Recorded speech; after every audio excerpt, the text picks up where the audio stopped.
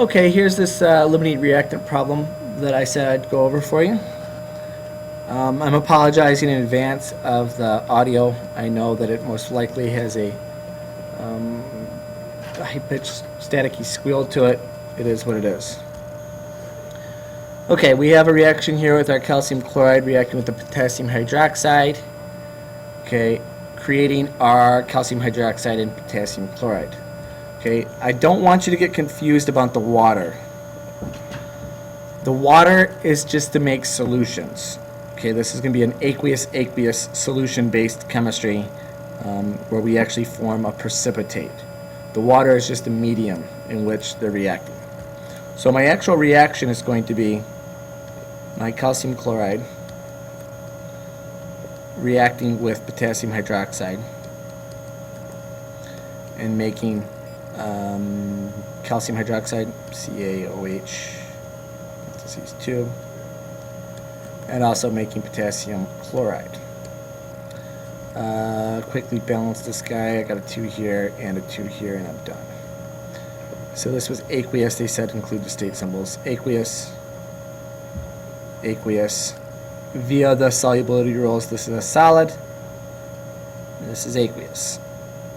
And we could actually break this up in a net ionic form, but there really is no need to. Okay, they didn't demand that for us.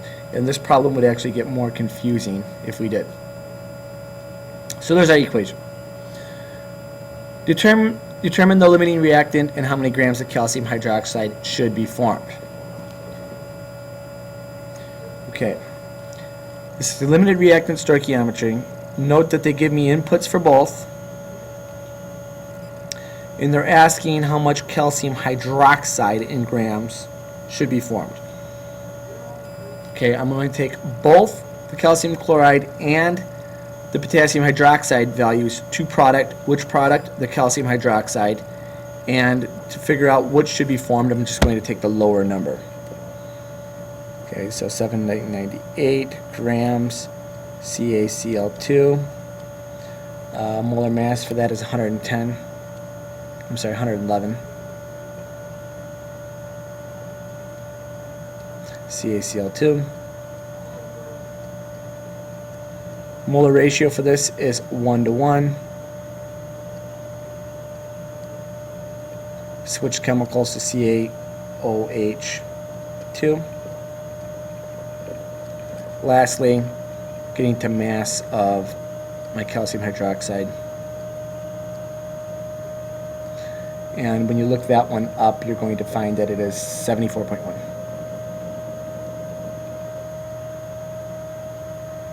Not leaving any room for my answer. That's okay. Okay, so I took that one to product. I'm going to take the other one to product as well. 18.05 grams of KOH. Right, and 1 mole of KOH. I have 56.1. I looked these values up ahead of time, and that's actually a pretty good trick to do. Okay, you know you're going to use all these numbers anyways. So what I did was I found the molar mass of all the species involved. Okay, it turns out that I wasted my time a bit because we're not going to use the KCl. But still, at least I can quickly reference them. I don't have to actually look them up on the fly. Looking them up on the fly sometimes can get confusing. You lose your train of thought. KOH on the bottom to get that to cancel out. Switch chemicals. And I'm going back to CaOH2. Okay, last step's always going to be the same, 74.1 grams CaOH2 over 1 mole CaOH2. Okay, so when we solve these two, okay, these two stoichiometries, it's going to identify two things. It's going to identify what our limiting reactant is. I'm sorry, 3 things. Limiting reactant, excess reactant. It's going to identify those. It's also going to tell us what our theoretical yield is. Okay? So I'll spare you the calculation here and hit pause. Where I Okay, it's a little sloppy, and these numbers are very, very, very close to each other. But I have my perfect 12.00 and my 11.92. Okay, and this is a great problem to illustrate the issue of sig figs. If I was just doing a very sloppy chemistry or sloppy calculation, both numbers are 12. So you're going to tell me that's a perfect scenario. There is no limiting or excess reactant. They perfectly come together and make 12 grams of calcium hydroxide. But because our digits up here, our inputs were 4 digits wide, okay, 4 sig figs, I have to keep my exponent, or I'm sorry, my product values in 4 sig figs. All right, so there is a difference. It's 0.08 difference. Okay, so when I did it from the looking at the values here, my limiting reactant, I can label that as my KOH. My excess is the calcium chloride. And just so I remember, this one made 12.00 grams. And just as my low notes, because I'm going to delete the bottom.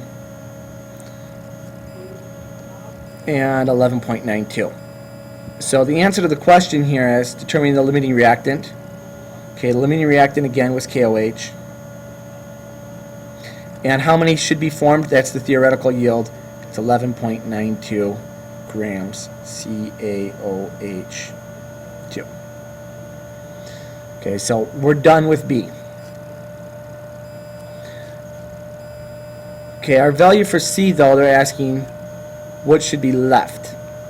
Okay, basically our leftovers. And now that we have things identified, life gets a little bit easier with this one. We're going to have some excess reactant left. Okay, so we're going to have a little bit of that calcium chloride left. So it's just a matter of calculating how much we used. And to figure out how much we used, how much we started with, how much we actually used, we have our starting value, which is 17.98. But to find out how much we actually used, I'm going to start with the 11.92 grams. Okay, and this was, of CaOH2. The way I wrote it, I wouldn't want you to think that was 11.92 grams of KOH. Alright, this is a meaningless value. And this is the theoretical yield. I'm going to go backwards from the theoretical all the way to the excess. Okay, I can already tell that it's this many steps. So I just have to fill in the dots. First thing, get rid of grams, go to moles. I already have the molar masses. I don't have to look those up again. Calcium hydroxide was 74.1.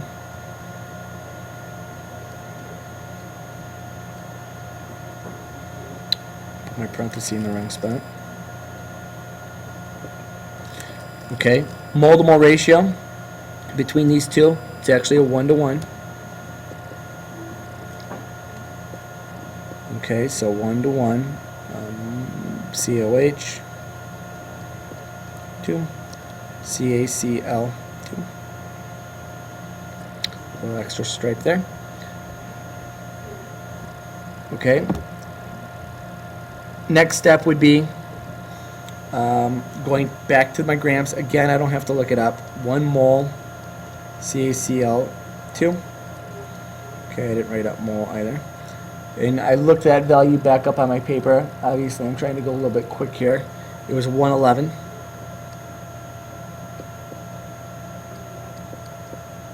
Okay, now these values are for how many grams of CaCl2 that I actually used during the reaction. Okay, and when we do that, I won't hit pause this time. I'll let you suffer through. Divided by 74.1 times 111. I have 17.86. 17.86 grams CaCl2. Okay. So that is how much I actually used. All right, I started with 17.98, and I'm left with 17.86. So how many is actually left over? My leftover value is just going to be that 17.98, okay, minus 17.86. Okay, doing the math on that, it looks to be like I'm going to be 0.12 off. And that would be my answer. Okay, I'll throw some units in there, but again, I'm trying to save on space. Okay. Last question. They're asking, what is my percent yield if you do this one in the lab and only 10.56 grams of calcium hydroxide are actually created? Okay, so in the last one here, they're looking for percent yield. And that's quite easy. Percent yield is going to be our theoretical on the bottom, which was 11.92 grams of CaOH2. On top would be our 10.56 grams of CaOH2 times 100%. You can see stuff canceling out. So our actual percentage would be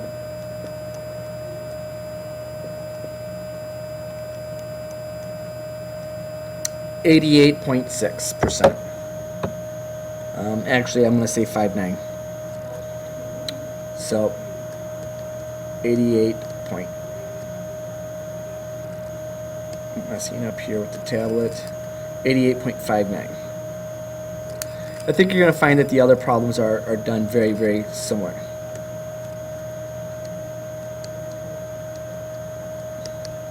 Okay, so this one's complete. That's my answer for D. All right, I believe the number 2 is also done in water, and if I flip the page, number 3 is not done in water, but you know, you can figure it out nonetheless. A little bit of a metric system in there as well. So hopefully this was helpful.